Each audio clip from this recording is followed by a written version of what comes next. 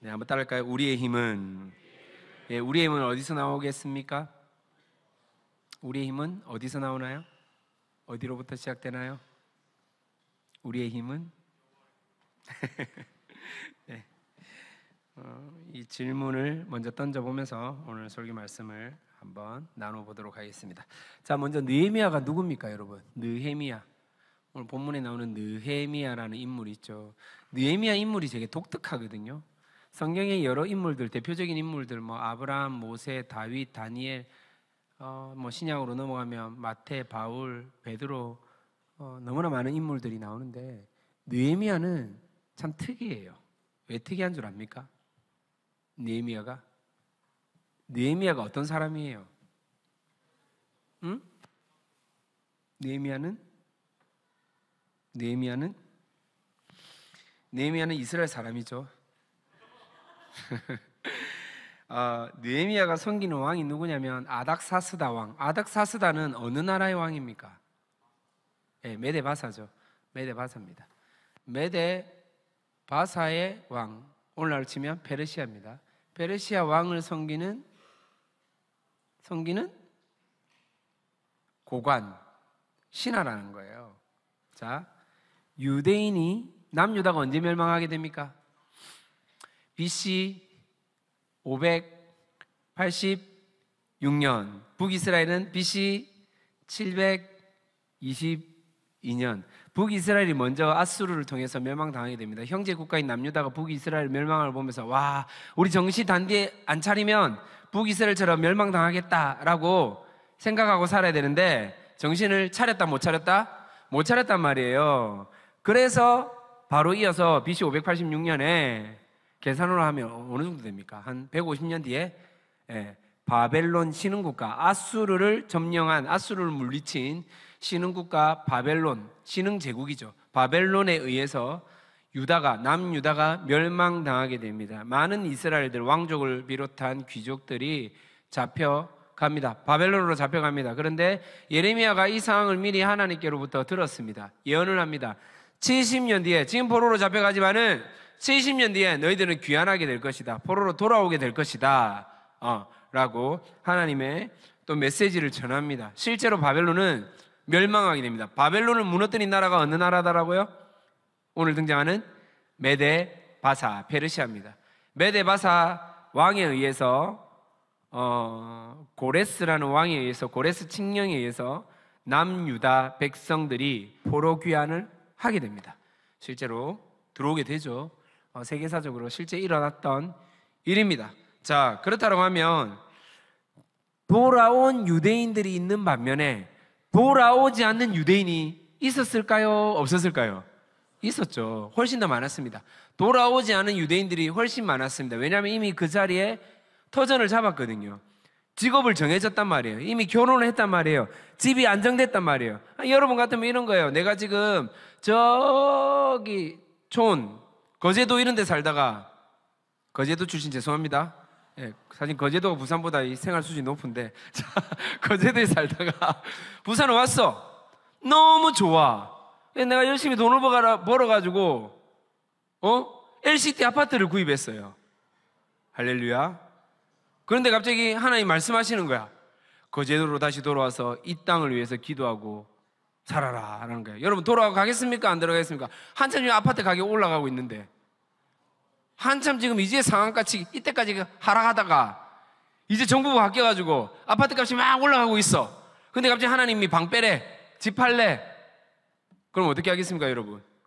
못 가죠. 마찬가지였어요. 유대인들도 이미 그 자리에 터를 잡고 살아간 유대인들이 많았단 말이에요. 그 중에 한 사람이 어떤 사람이냐? 사실은 느헤미야입니다. 근데 좀 달라요. 자기의 이익과 자기의 실리에 따라서 귀환에 참여하지 못한 인물이 아니라는 거예요. 자, 고관이라고 했죠. 당시에 아닥사스다 왕의 술을 담당하던 고관이었습니다. 당시에는요, 이 암살이 되게 많았거든. 특히 음식을 통해서 암살이 많았는데, 술을 맡았다, 이 말은 뭐냐면 되게 신뢰한다, 신뢰하지 않는다? 신뢰하는 고관이에요. 직책 자체가 좀 달라요. 오늘날 치면 비서실장쯤 되는 사람이에요. 되게 높은 직급이에요. 되게 높은 직급. 그런데 소식을 들은 거라. 어떤 소식? 아니, 유대인들이 하나님의 은혜로 포로 귀환이 되었는데 성전을 짓다 말다 하다가 겨우 어렵게 지었어. 그런데 울타리가 없대. 성벽이 없다라는 거야. 폐허가 되었대, 도시가. 그 소식을 듣고 느헤미야가 기도를 하기 시작하는 거야. 그리고 왕 앞에 갑니다. 왕이 걱정하는 거야. 왜냐면 내가 너무 아끼는 신하거든. 무슨 일이니, 느헤미야야? 그러면서 왕에게 고하는 거예요. 사실은 제 고향이 폐허가 되어 있습니다. 그러니까 왕이 또 걱정하는 거야. 어떻게 해주면 좋겠노? 저에게 군사를 좀 주시고 통행증도 좀 주시고 저를 유다 총독으로 임명해 주십시오. 여러분, 유다 총독이 높은 것 같아요? 왕 옆에 비서실장이 높은 것 같아요? 네, 훨씬 실세예요. 비서실장이 웬만한 건 다 혼자 할 수 있어요. 그리고 지금은 페르시아가 통치하는 시절이에요. 유대는 아직 속국이에요. 속국. 이해가 되십니까? 포로만 귀환시켰을 뿐이지 독립된 국가가 아닙니다. 여러분 아시겠죠? 예, 아직까지 거기에 독립이 된 나라가 아닌데 거기에 총독으로 가는 겁니다. 신기하지 않습니까? 유일하게 성경에서요, 고관이 되어서 그곳에서 충분히 자리를 잡고 그곳에서 충분히 사명을 감당하는데 일부러 자신의 터전을 옮기지도 않았는데 이스라엘로 돌아온 인물은 느헤미야밖에 없습니다. 성경에서 유일하게. 그리고 중간에 또 왔다 갔다 합니다. 왕이 부르면 또 가고 또 다시 총독으로 삶을 살기도 합니다. 되게 독특한 인물입니다. 그리고 와서는 유다 총독이 되어서 본인의 수건 사업, 하나님께 받은 사명, 성벽 재건을 하기 시작합니다. 성벽 재건을 하면서 이 이스라엘에 썩어져 있는 문화를 탈바꿈하기 시작해요. 그 중에 하나가 뭐냐? 고리대금, 부동산 투기. 같은 포로 귀환을 했는데도 불구하고 이미 포로였는데 같이 귀환을 했어. 그런데도 불구하고 이미 생활 수준이 또 나눠주기 시작하는 거예요. 가난해서 돈을 빌려다가 또 그 돈을 갚지 못해서 또 이자를 물게 되고, 그래서 하루 끼니를 걱정하는 사람들이 있는 반면에 이 사람들에게 돈을 빌려주고 이자를 높게 받아서 떵떵거리며 편하게 살아가는 유대인들, 같은 민족인데도 같이 포로였다가 같이 귀환했음에도 불구하고 이미 차이가 나기 시작하는 거예요. 느헤미야가 없애버립니다. 부동산 투기법, 고리대금업 다 없애버립니다. 그리고 본인도 솔선수범합니다. 총독으로서 받아야 할 양식 사례들을 받지 않습니다. 받아서 뭐 할까요? 사람들에게, 어려운 사람들에게 나눠줬겠죠. 예. 그런 인물이 바로 느헤미야입니다. 그리고 오늘 말씀 이후에 느헤미야 11장에는 어떤 일을 하냐면 성벽을 완성했어. 50일 만에 완성했어. 성전을 중심으로 성벽이 완성됐는데, 실제로 여러분 이스라엘 갈 일이 있으면 우리가 생각하는 그냥 뭐 만화나 영화에 나오는 성의 개념이 아니에요. 이 성이 얼마나 크냐면 마을이 들어가 있어요. 이 안에 마을이 있단 말이에요. 살아갈 수 있도록 만들어 놨단 말이에요. 우리나라 그 뭐지? 저기 어디냐? 여수에 가면 그거 있잖아요. 그 관광지, 그 뭐죠? 드라마 촬영했던 곳. 나간읍성 아십니까? 안에 사람들이 살잖아요. 살거든요. 똑같아요. 이처럼 엄청 크나큰 이스라엘 성 안에 이주시키기 시작합니다. 11장에 보면 10분의 1을 백성들이 이주시키기 시작합니다. 제비 뽑아서 이주시키는데 왜 제비를 뽑을까? 가기 싫어서. 가는 사람이 나중에 막 축복하고 이러거든요. 왜 가기 싫을까? 아니 왔어, 이스라엘 땅에 돌아왔는데 그나마 여기가 좀 수맥이 좋네, 여기가 좀 풍수지리설에서 여기가 물도 흐르고 산도 좋고, 이 땅을 나름대로 여기가 한국의 분당 같은 곳이네, 나름대로 본인들이 선점했단 말이에요. 그런데 이 땅을 빼서 성벽 안으로 들어가라고 하면 들어가고 싶을까 안 싶을까? 아니 내가 이미 페르시아에서 여기까지 온 것만 해도 내가 믿음으로 결단해서 왔는데 아니 여기까지 빼라고 하는 거예요, 쉽게 설명하면. 그런데 느헤미야가 강행시킵니다. 제비 뽑기 해가지고 이스라엘 백성들이 들어오게 됩니다. 뭐 이런 것들 느헤미야가 다 시행합니다. 대단하죠. 본인이 솔선수범하면서 이런 일들을 시행한 것입니다. 이런 인물이 바로 느헤미야입니다. 느헤미야. 예. 자, 오늘 본문을 통해서 어떤 일이 일어났냐? 성벽이 재건되고 모든 백성들이 수문 앞에 모여 예배를 드리는 장면입니다. 성벽이 50일 만에 만들어졌어요. 50일 만에. 이거 진짜 빠른 거거든요, 여러분. 성벽이 50일 만에 완성될 수가 없는 구조인데 모든 백성들이 다 달라붙었다 이 말이에요. 그러니까 전문적으로 성벽 공사는 흔히 말해서 건설업자들만 나와서 일한 게 아니라 모든 백성들이 다 붙어서 각각의 자리에, 역할에 자신이 담당하는 그곳에서 성벽을 지었다라는 것입니다.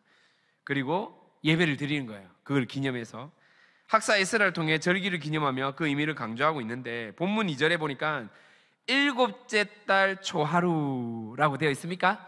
예, 이 날이 유대력으로 7월 1일입니다. 7월 1일은 유대인들에게 신년입니다. 우리의 신년은 언제입니까? 1월 1일이죠. 근데 유대인들한테는 7월 1일. 예, 실제로 이 7월 1일은 우리나라 이 달력하고 좀 다릅니다. 유대력으로 7월 1일은 현재 우리나라로 치면 한 9월 달쯤 됩니다. 추수감사주일쯤 되는 날입니다. 아무튼 이 날이 신년인데요. 7월 디스리월이라고 하는데 절기가 되게 많아요. 이 뭡니까? 나팔절을 비롯해서 대속제일도 있고 이따가 보면 또 초막절도 나오고 그렇거든요. 아무튼 절기가 많은데 이 7월 1일이 나팔절이고 7월 1일로부터 딱 10일째 되는 날이 대속제일, 그리고 그로부터 딱 5일이 지나면 15일째가 되면 초막절이 시작됩니다. 초막절은 딱 일주일 동안 진행이 되거든요. 예, 그래서 이스라엘의 한 해를 시작하는 이 절기인 나팔절은 새해를 알리기도 하지만 수양의 뿔로 나팔을 불렀기에 나팔절이라고 합니다. 새해 첫날 다시 하나님 앞에 영적으로 회개하고 시작합니다라는 의미를 가지고 있습니다. 나팔을 불면서 우리가 새롭게 시작하겠습니다. 회개합니다. 참고로 10일째 되는 날은 어느 날이라고 했습니까? 기억이 안 납니까? 나팔절이 7월 1일이랬잖아요. 자, 10일째 되는 날이 무슨 날이랬죠? 예, 맞습니다. 대속제일입니다. 대속제일. 민수기 29장 7절 한번 띄워주시겠습니까? 자, 한번 읽어볼까요? 시작.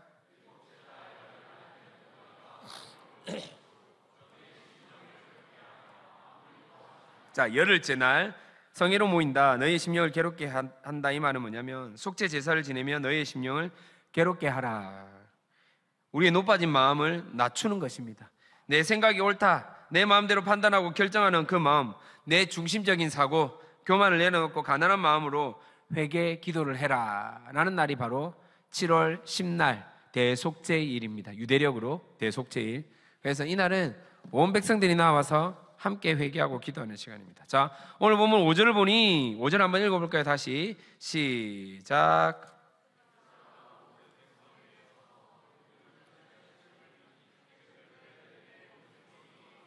자, 일어서니라. 일어나서 무엇을 합니까? 찬양과 경배를 올려드리고 있습니다. 마치 우리가 모두 일어나서, 말씀 전에 모두 일어나서 뭐 했습니까? 마라나타 영광송 올려드렸죠. 예, 그 모습이라고 생각하면 이해가 좀 빠를 것 같습니다. 그리고 말씀을 선포하는 거예요. 52일간 2달이 조금 못 되는 시간 동안 지어진 성벽을 바라보면서 백성들은 어떤 생각이 들었겠습니까? 여러분 생각을 하셔야 돼요. 지금은 성벽을 보면서, 성벽 안에 있는 성전을 보면서 어떤 생각이 들을까요? 아, 정말 힘들었다, 포기하고 싶은데 그래도 오늘까지 인도해 주신 하나님께 감사했을까요? 아니면 이런 이전에 솔로몬 성전에 비해 너무 볼품없는, 지금 이 성전이 어떤 성전이냐면 스룹바벨 성전이거든요. 스룹바벨을 통해서 다시 성전이 지어졌기 때문에 스룹바벨 성전이라고 하는데, 이전에 솔로몬 성전에 비해 너무나 볼품없는 이 모습을 바라보면서 안타까워하며 울었을까요? 서글퍼했을까요? 어떠했겠습니까, 여러분? 감사했을까? 서글펐을까? 70년 동안 나의 조국에서 쫓겨나 이방 나라에서 억울하고 분노하고 서글퍼했던 그 수모와 수치를 참고 견딘 시간, 그리고 약속의 시간에 대한 하나님의 성전이 있는 곳, 언약 백성으로 살아간 나라에 다시 건너가 너무나 초라하지만은 하나님을 신뢰하며 지어진 성벽 앞에서 우리가 이렇게 무너진 이유를 말씀으로 비춰보니 우리 모두의 불순종이었고 죄의 결과임을 깨달았기에 이들은 하나님 앞에 바짝 엎드리지 않았을까? 감사한 마음도 있었겠지만은 하나님 앞에서 너무 회개하는 심령이 아니었을까 생각합니다. 그리고 다시 그럼에도 이런 우리를 부르셔서 한 땀 한 땀 돌을 세우게 하신 하나님의 은혜에 감사하고 감격하고 회개가 시작된 것입니다. 즉 말씀의 조명이 내 마음을 비추니 엎드릴 수밖에 없었다는 것이죠. 네, 지금 이스라엘 백성들에게 에스라를 통해서 하나님의 말씀이 선포되고 백성들이 큰 회개 운동으로 이제 이어지고 있는 모습이 오늘 본문 8장 말씀입니다. 눈물이 멈추지 않습니다. 여기저기 통곡 소리가 나옵니다. 그때 성벽 재건을 주도했던 유대 총독인 느헤미야가 오늘은 너희 하나님 여호와의 성인이니 슬퍼하지 말며 울지 말라라고 말합니다. 자, 10절 느헤미야가 한번 읽어볼까요? 10절입니다. 10절 시작.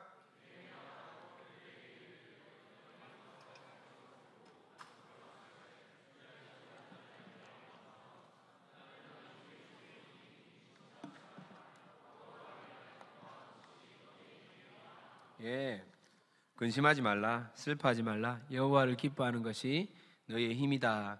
우리의 힘은 근심이 아니라 걱정이 아니라 염려가 아니라 여호와로 인하여 뭐 하는 것이라고요?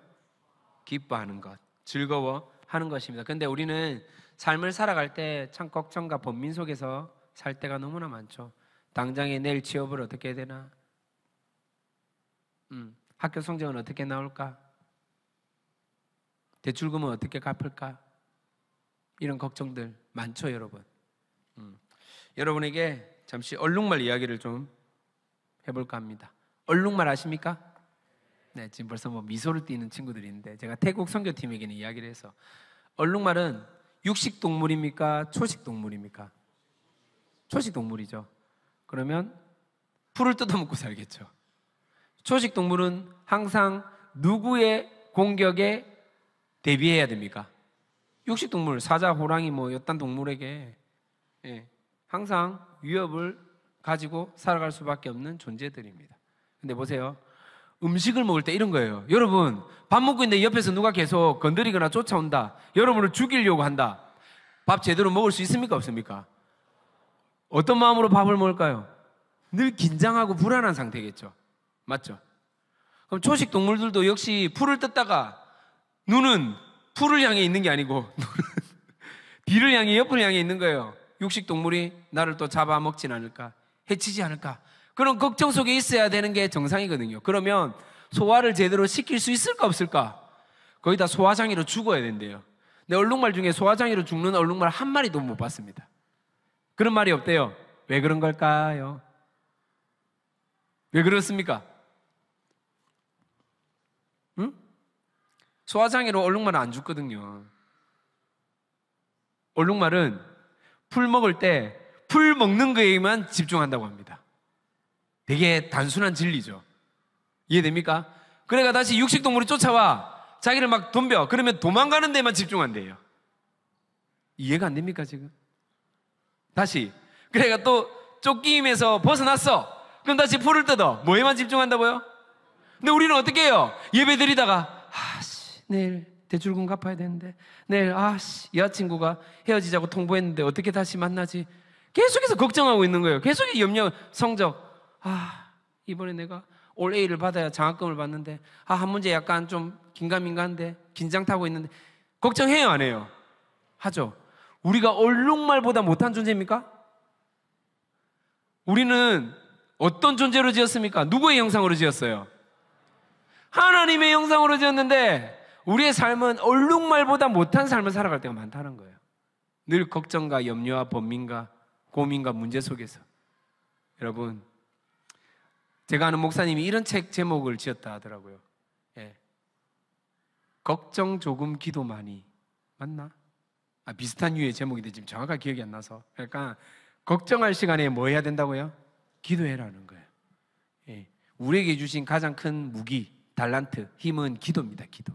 기도할 때 여러분 다시 우리에게 주시는 그 새 힘이 있어요. 그리스도인에게 준 이 놀라운 은혜가 기도거든요. 기도. 이번에 태국 선교로 갔다 왔는데 그 어떤 때보다도 우리 공동체를 위해서 기도하고 있구나. 이게 너무 심하게 느껴지는 거예요. 너무 심하게. 그걸 많이 느꼈는데, 아무튼 여러분이 지금 하나님 앞에서 걱정과 염려와 근심 이런 걸 다 내려놓고 하나님 앞에 주어진 것에 집중할 때 하나님 베풀어 주신 그 은혜를 누릴 수 있다는 사실을 기억하시기를 소망합니다. 자, 12절 한번 읽겠습니다. 12절입니다. 12절 시작.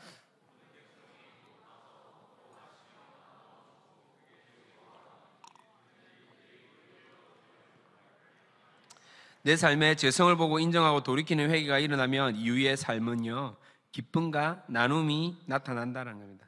삶의 만족이 있는 것입니다. 예수를 믿고 사는데 여전히 불평하고 여전히 화가 난 분들이 계시죠. 얼굴을 보면 늘 인상이 가득한 분들이 있습니다. 이런 분들은 다시 회개하시면 됩니다. 다시 회개하시고 하나님 앞에 자신의 삶을 온전하게 드리시면 됩니다. 다시 말씀을 청종하고 인정하고 받아들이며 회개부터 시작하면 하나님 여러분의 삶을 주관하십니다.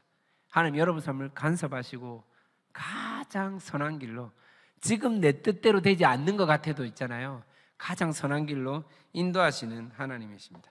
자, 그리고 14절부터 이스라엘의 3대 절기인 초막절이 나옵니다. 3대 절기 혹시 실수로 아는 사람? 3대 절기 유월절, 금방 말했잖아요. 금방 초막절. 그리고 하나 더 오순절입니다. 오순절 아시겠죠? 오순절. 다시 유월절, 오순절, 초막절. 이렇게 3대 절기인데요. 자, 14절 한번 읽어보겠습니다. 14절입니다. 시작.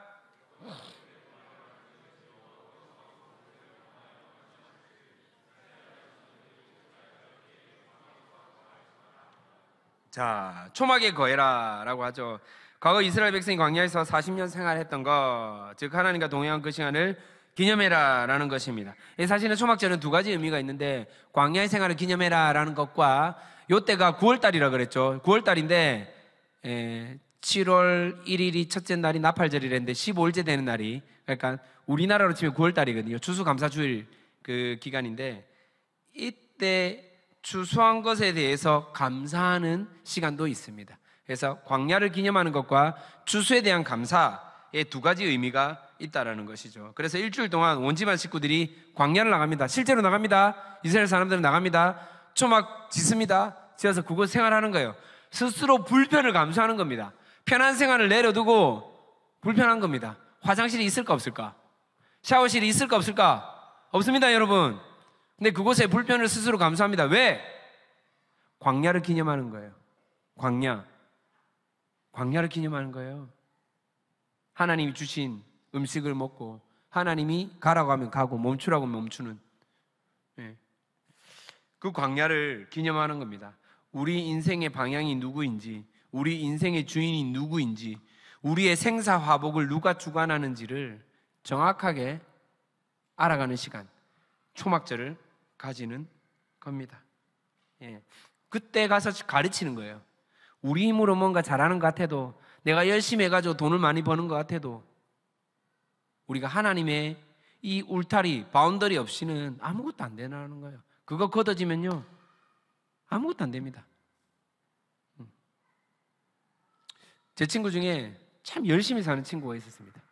새벽에 신문 배달하고, 낮에는 대학교 다니고, 또 주야로 교대로 신발 공장 다니고, 또 마치고 가서는 아버지 그 가게, 이 밤에 일하는, 밤 음료수를 파는 그 가게에서 서빙을 하고, 하여튼 그런 일들을 진짜 열심히 했던 친구예요. 악착같이 돈을 모으기 시작했어요. 왜? 돈 때문에 너무 힘드니까 얘가. 돈을 모으기 시작하니까 주일도 한 번씩 빠지고, 또 돈을 계속 모으고 정말 열심히 모았거든요. 근데 너무 안타까운 건 뭔지 알아요? 배가 갑자기 아파가지고 병원에서 검사를 받았는데 큰 병원에 가래요. 백병원에 갔습니다. 수술을 해야 된대요. 수술을 했습니다. 모은 돈 정확하게 10원의 오차도 없이 한 방에 다 나갔습니다. 너무 신기하죠? 한 방에. 이 아이는 그 뒤로 예배 절대 안 빠집니다. 주일성수 철두철미하게 지킨답니다. 물론 우리가 율법적으로 살아라는 의미가 아닙니다. 하나님은 이 친구에게 하나님이 네 인생의 주인이다라는 것을 온전하게 가르쳐주기 위해서 저는 이런 또 하나님의 그 마음을 전했다고 생각이 듭니다. 예, 우리는 하나님의 울타리, 하나님의 은혜 없이는 살아갈 수 없는 존재임을 여러분이 고백할 때 하나님을 의지할 수밖에 없다는 사실을 기억해야 할 것입니다. 저는 이 초막절에서 진짜 우리의 힘을 바라볼 수 있다는 생각이 듭니다. 아, 그렇지. 우리가 하나님을 기념하는 것을 잊어버리는 순간 내 힘으로 살아가게 되는구나. 이 말인즉슨 우리의 힘은 하나님을 날마다 기억하고 기념하는 인생. 다시 뭐라고요? 하나님을 기억하고 기념하는 삶을 살아갈 때 우리에게 하나님께서 새 힘을 주신다는 겁니다. 광야로 나아가는 것, 아니 광야를 지나왔는데 다시 광야로 나아가다니 라고 생각할 수 있겠지만 우리는 광야를 기념하는 시간을 꼭 가져야 합니다. 하나님의 인도하심을 받는 곳. 여러분 삶 가운데 그곳이 있습니까? 여러분의 삶 가운데 하나님을 지금 현재 하나님의 인도함을 받는 곳이 있습니까? 그곳이 있다면 여러분 진짜 복된 인생입니다. 왜냐하면 여러분의 인생을 누가 책임지냐면요, 하나님이 책임지기 때문입니다. 예, 서두에도 얘기했지만 이번 태국 선교 여행, 우리 청년들이 참 많이 갔습니다. 너무 감사하게도 청년들이 많이 갔고, 제가 청년들에게 첫날 이 숙소에서 모여서 얘기했던 것이 있습니다. 익숙함을 내려놓으면 하나님의 인도하심을 받을 수가 있습니다. 여러분의 그 편했던 익숙함을 내려놓을 때 하나님이 여러분을 어떻게 인도하시는지를 깨닫게 됩니다 라고 나누었던 시간이 기억이 납니다. 왜냐하면요, 그곳은 다르거든요. 언어도 다르고 문화도 다르고 식습관도 다르고 스타일도 달라요. 하는 행동도 어떤 행동을 하는가에 따라서 내가 좋아하는지 싫어하는지를 판단할 수 있다는 겁니다. 그런데 우리가 그곳에서 그 모든 것들 열심히 준비해 간들 다 알 수 있을까요? 없을까요? 모릅니다. 하나님을 의지하고 의탁해야 됩니다. 너무 감사했던 것은 뭐냐면 저희가 태국 갈 때마다 어떤 일이 있냐면 비행기 취소 당해본 적 있습니까? 비행기 취소 당해본 적 없죠? 공항에 도착했는데 비행기가 없어졌다고 하는 거예요. 그게 무슨 개떡 같은 소리입니까? 했더니 이 비행기를 타는 사람이 우리 팀밖에 없어서 소위 말해서 돈이 안 돼서 취소했다는 거예요. 아니 그럼 알려줘야 될 거 아니냐 했는데 뭐라고 하냐면 메일로 알려줬다. 전화를 몇 번 했는데 당연히 전화가 안 되지. 우리는 한국에 있고. 그렇죠? 이해됩니까? 전화가 당연히 안 되지. 그래서 메일로 보냈대요. 그 이제 예약한 집사님이 뒤늦게 메일을 보니까 야, 이 말이 안 된다 이게. 우리 어떻게 하느냐. 지금 저희가 선교 활동한 곳이 메솥, 미얀마 국경이거든요. 메솥으로 가야 되는데 방콕에서 메솥으로 가야 되는데 지금 차로 출발해도 8시간 걸려.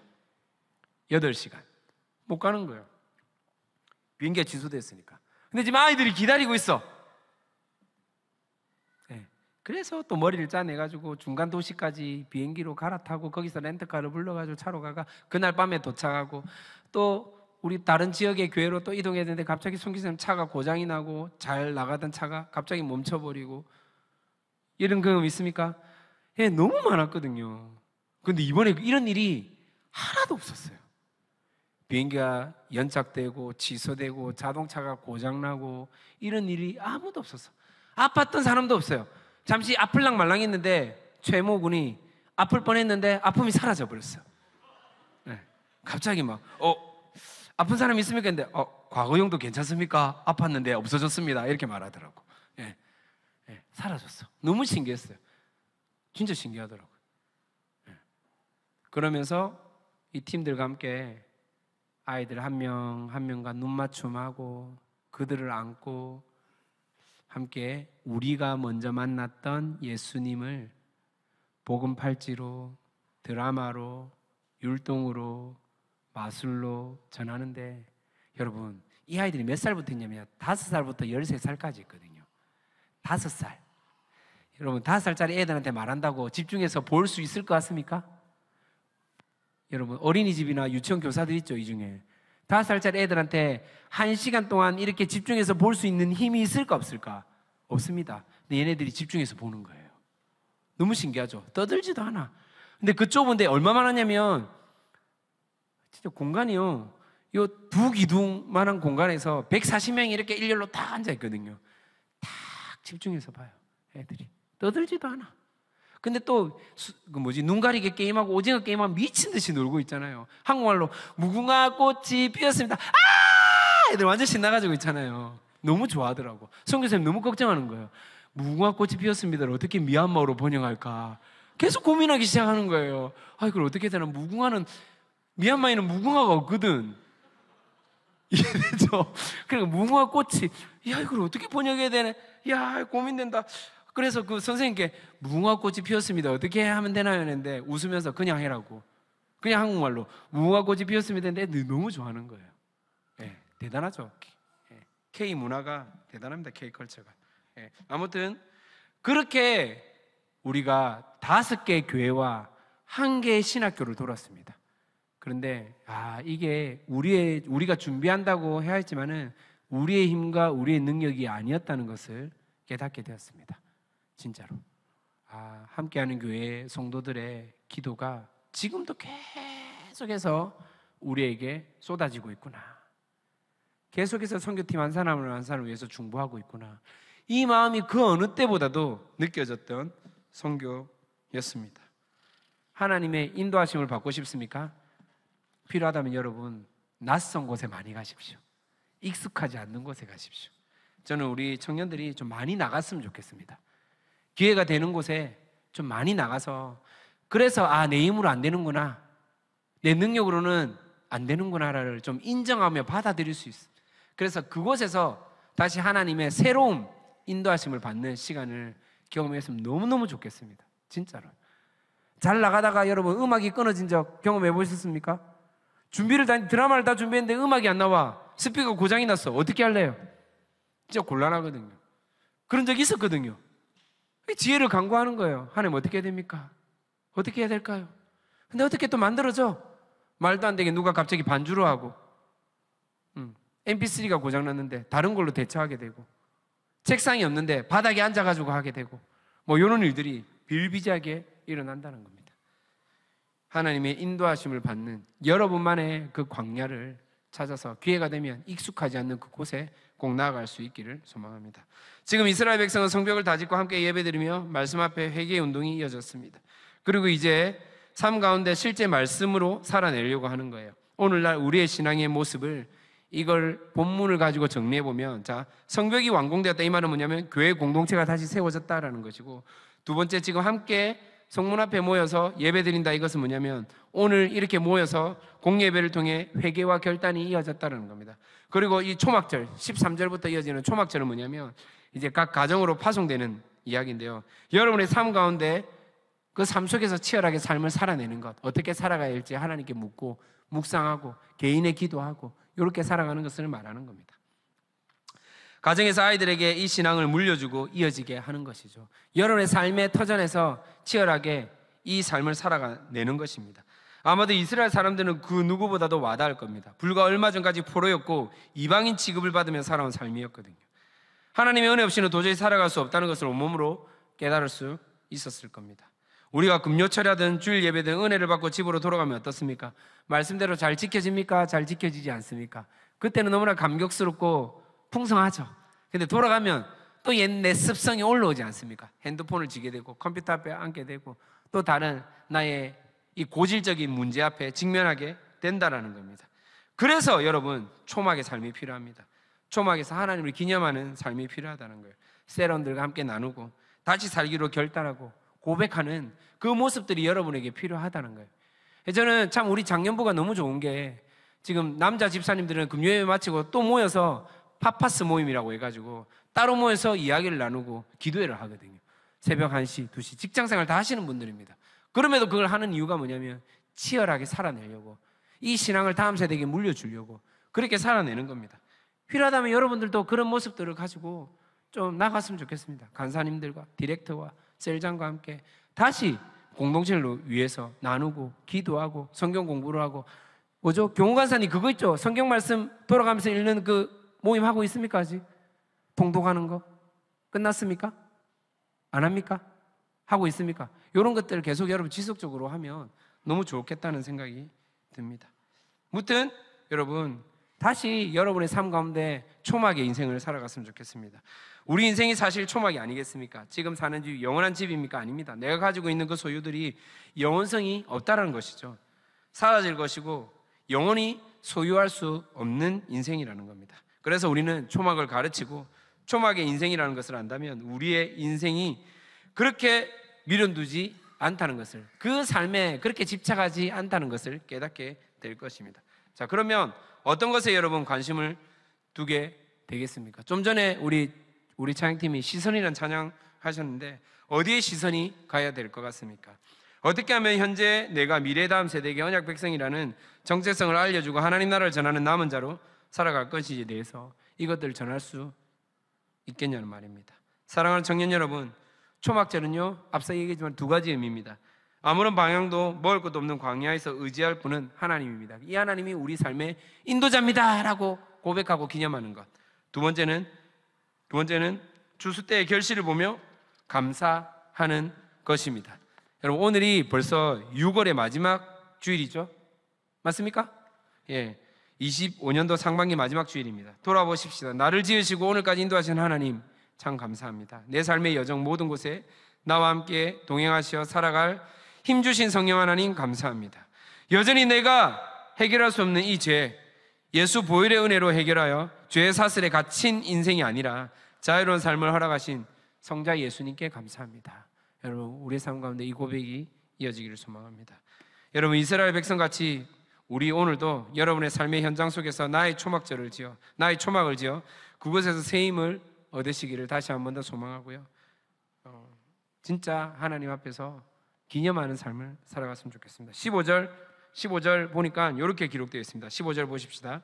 또 일렀으되 모든 성읍과 예루살렘에 공파하여 이르기를 너희는 산에 가서 감람나무 가지와 들감람나무 가지와 화석류나무 가지와 종려나무 가지와 기타 무성한 나무 가지를 가져다가 기록한 바를 따라 초막을 지으라.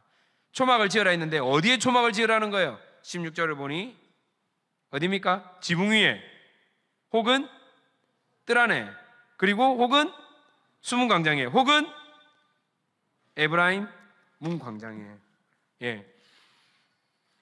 우리 학교에서, 직장에서, 가정에서, 때로는 나의 책상에 앉아서 내 방 한켠에 누워서, 때로는 눈치 보는 상사를 피해 화장실에서, 그 어디라도 하나님을 기념하는 그곳을 쌓아가길 축복합니다. 그곳에서 고백하십시오. 하나님, 내 삶은, 지금 내 마음은, 내 현실은 이렇지만은 그럼에도 하나님은 내 아버지가 되시고 가장 선한 길로 인도하시는 창조주 하나님입니다. 여러분, 삶 가운데 이 고백이 있죠? 그러면 됩니다. 그러면 됩니다. 나와 함께 하시는 하나님, 나를 통해 언약을 이루시는 하나님, 나로 말미암아 나 덕분에, 여러분 덕분에 여러분의 속한 그 회사가, 그 학교가, 그 거처가 복을 받는, 더 풍성해지는 그 은혜가 반드시 이루어질 것입니다. 저는 한 가지는 자부합니다. 제가 태국이나 인도네시아나 어느 선교 여행 갈 때 절대 제가 탄 비행기는 사고 나지 않습니다. 그런 자부심이 있거든요, 나름대로. 비행기 아무리 흔들려도 있잖아요. 여기저기서 막 걱정하고 막 해서도 제 비행기는 절대 사고 나지 않을 거라는 저는 확신이 있습니다. 진짜요. 나 덕분에 이 비행기는 안전하다라는 저는 프라이드가 있거든요. 교만한 게 아니라, 왜냐면 하나님께서 사명자는 절대 죽이지 않기 때문입니다. 아직까지 나를 사명자로 세우셨기 때문에 죽게 내버려 두지 않는다라는 겁니다. 예. 그래서 여러분 덕분에 더 풍성해지고 더 그 은혜를 누릴 수 있는 여러분, 그런 삶을 살아가길 원합니다. 여러분의 그런 초막의 초소가 만들어지기를 소망합니다. 그게 여러분의 힘입니다. 여러분의 영적 근원의 힘임을 기억하시길 바랍니다. 예수쟁이 힘은 슬픈데 기뻐하는 것이고, 불만족스럽지만은 만족할 수 있으며, 불평 가득한 삶인데 감사가 나오는 삶을 고백하는 것, 선포하는 것입니다. 우리의 힘은 여기서 나온다는 것을 여러분 기억하셨으면 좋겠습니다. 함께 우리 들었던 말씀을 기억하면서 찬양하십시다.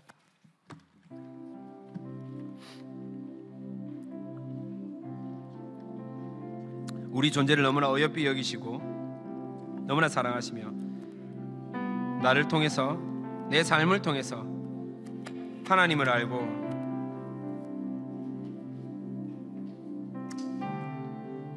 하나님이 하나님됨을 인정하는 그런 삶 살기를 원합니다. 여러분 함께 보여주시다. 나의 사랑,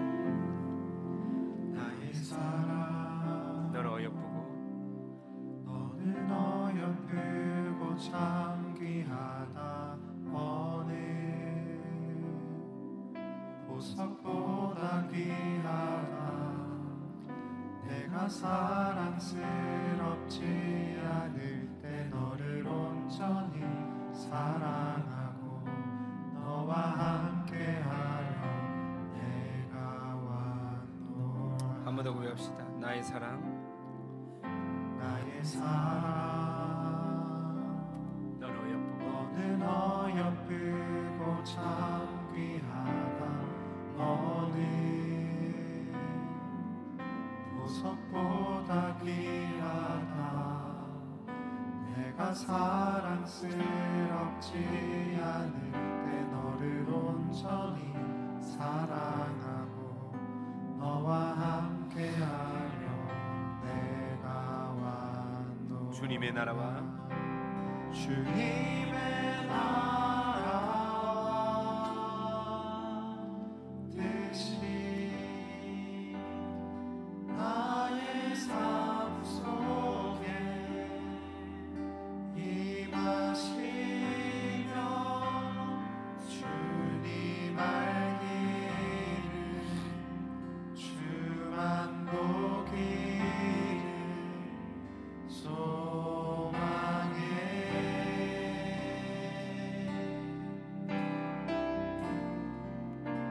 거룩히 살아갈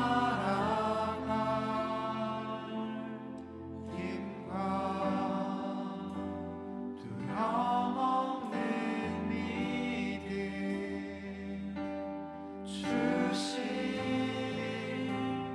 나의 하나님, 완전한 사랑 찬양해.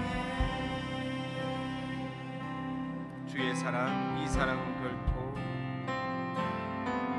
주의 사랑, 이 사랑은 결코 변치 않아. 모든 계절 돌보시네. 푸른 마르고 꽃은 시드나 주의 말씀은 진실해.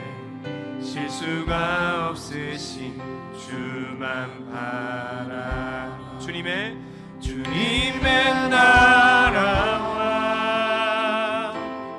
뜻이 나의 삶 속에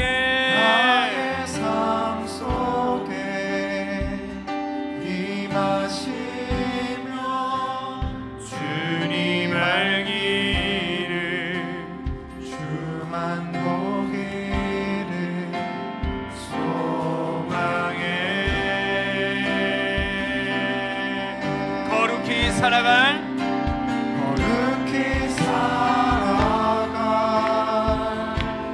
힘과 두려움 없는 믿음 주신 나의 하나님, 완전한 사랑 찬양해. 주님의 나라와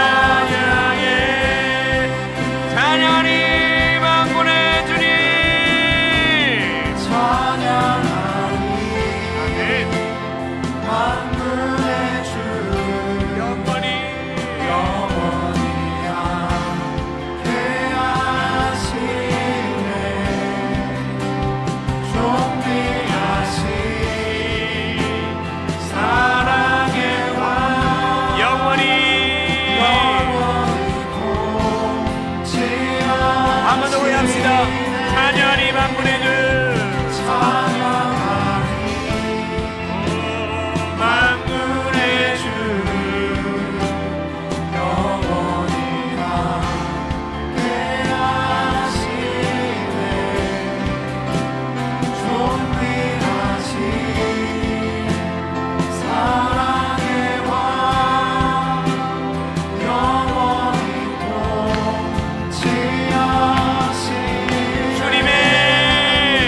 주님의 나라와 나의 삶 속에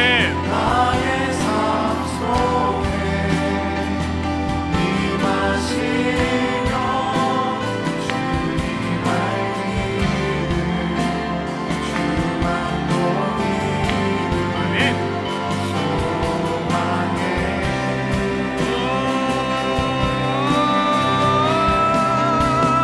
그렇게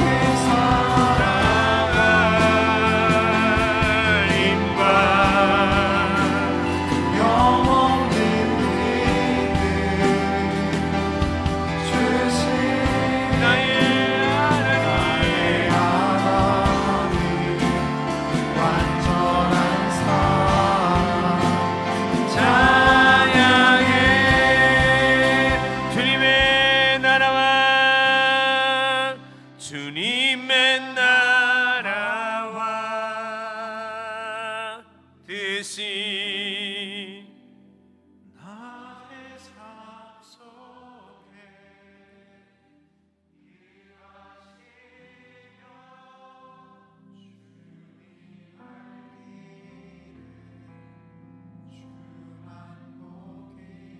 아멘. 아멘.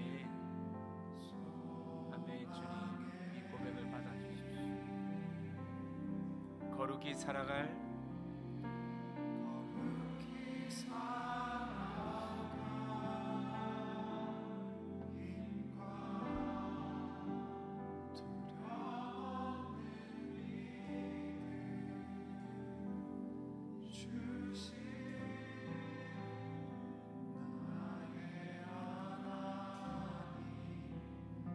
완전한 사랑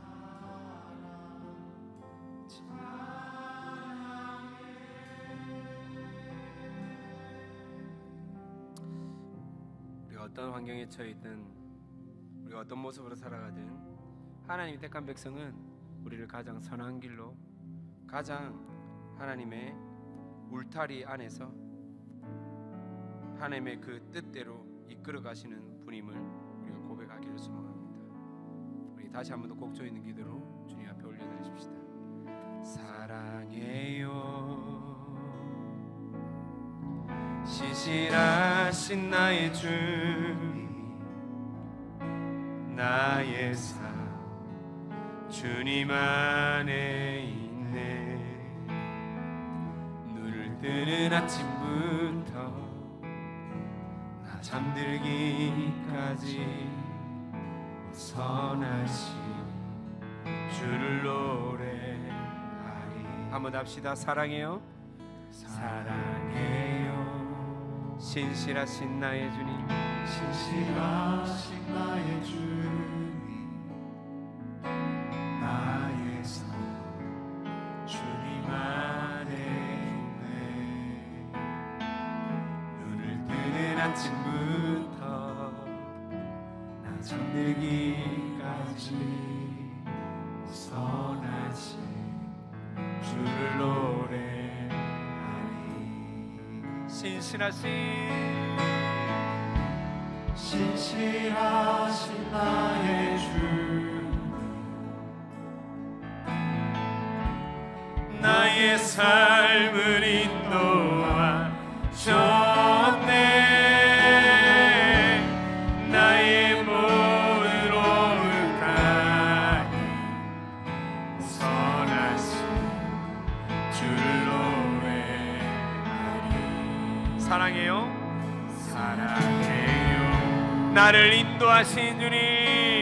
나를 인도하신 주 아멘. 고난 중에도 나와 함께 하셨네. 내 아버지 되시며 내 아버지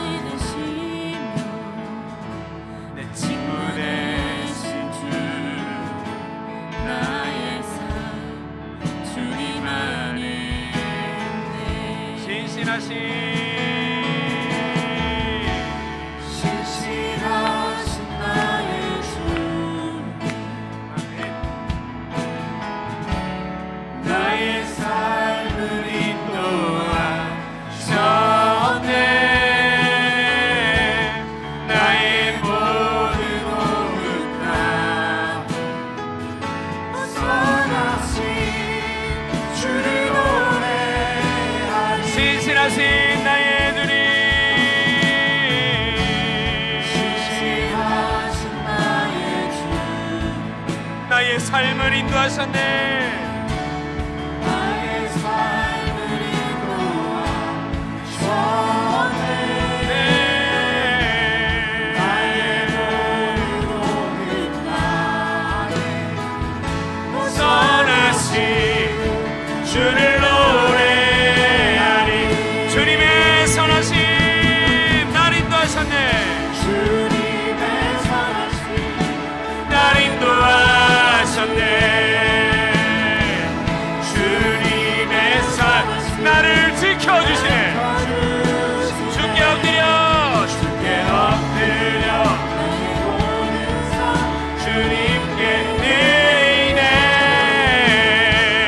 주님의 선하심 한 번 더 주님의 선하심 날 인도하시네 주님의 선하심 날 인도하시네 아멘 아멘 주님의 선하심 날 지켜주시네 주께 엎드려 나의 모든 삶 주님께 드리네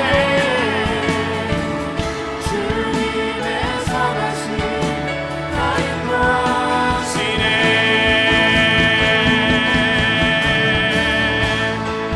신실하신 나의 주 나의 삶을 나의 삶을 인도하셨네 나의 모든 오늘 날에 선하신 주를 우리의 오른손을 들고 신실하신 나의 주님 신실하신 나의 주 나의 삶을 인도하셨네 나의 삶을 인도하셨네 나의 모든 오늘 날에 선하신 주를 노래하리 신실하신 나의 주님 신실하신 나의 주 나의 삶을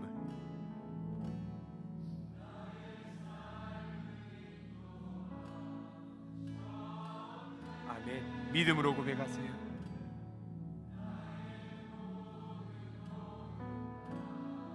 선하신 주를 노래하리 다시 한 번 더 믿음으로 고백합시다 신실하신 나의 주님 나의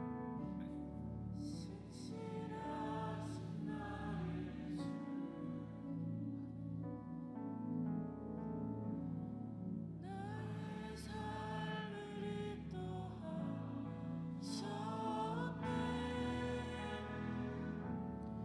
나의 모든 오흡 다해 선하신 주를 노래하리 신실하신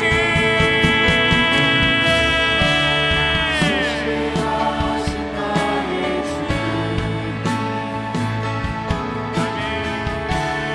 나의 삶을 인도하셨네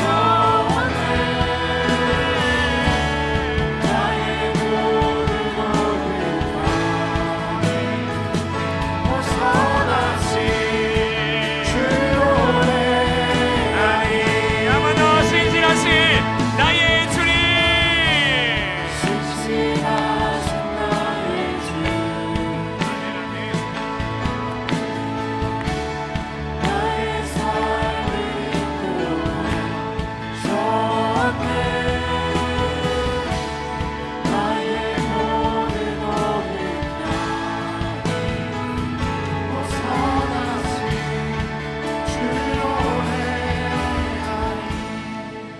우리 한번 기도하십시다. 신실하신 나의 하나님 아버지를 내가 신뢰합니다.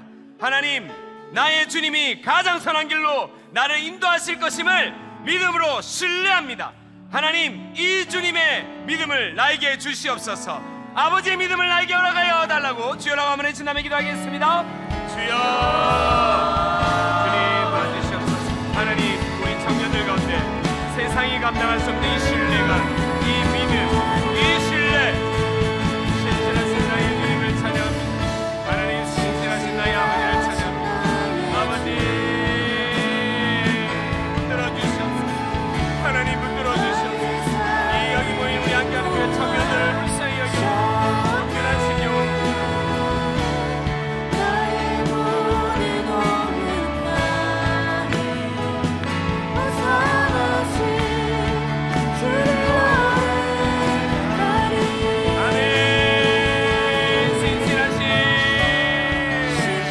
나의 주, 나의 삶을 인도하셨네.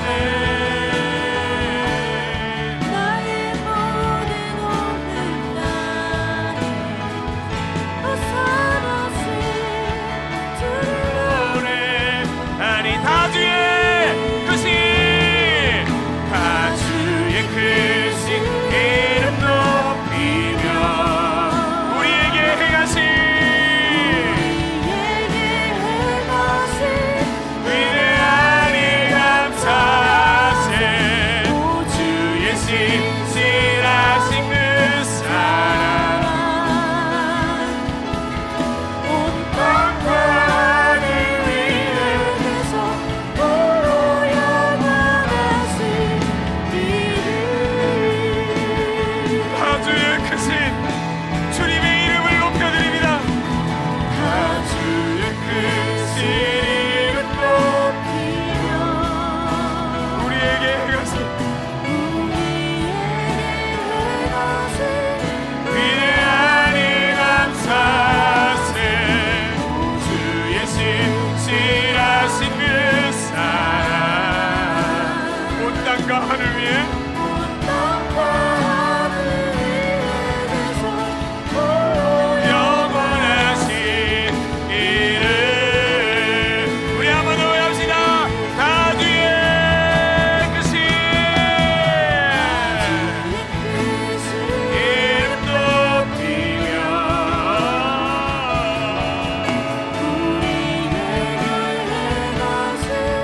위대한 일 감사세. 신실하신 그 사랑 온 땅과 하늘 위에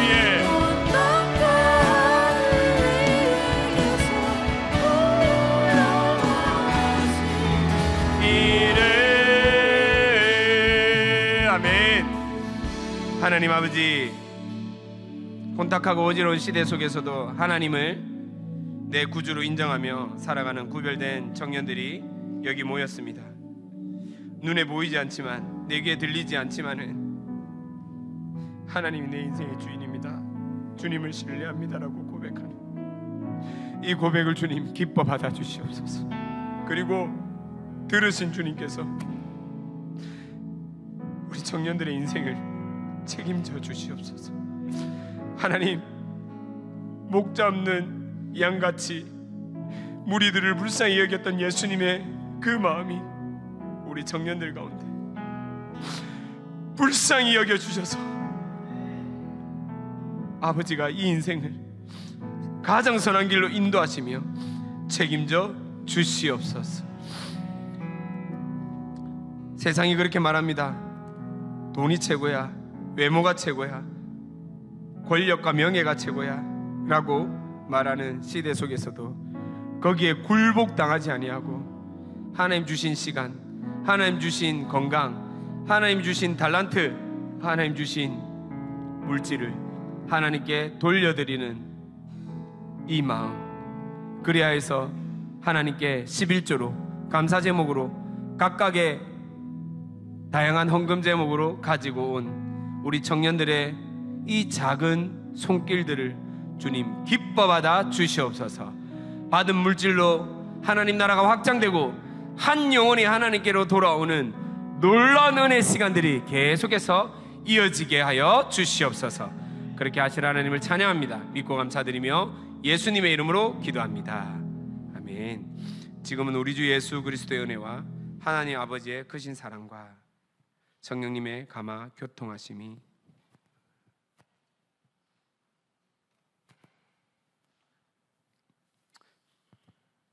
우리에게 새 힘을 주시고 새 능력을 주시고 다시 한 번 더 광야의 인생으로 살아갈 은혜를 주실 하나님의 그 놀라운 은혜를 믿는 모든 함께하는 교회 청년들과 직장과 가정과 학교와 모든 터전 위에 지금으로부터 영원히 함께 있을지어다. 아멘.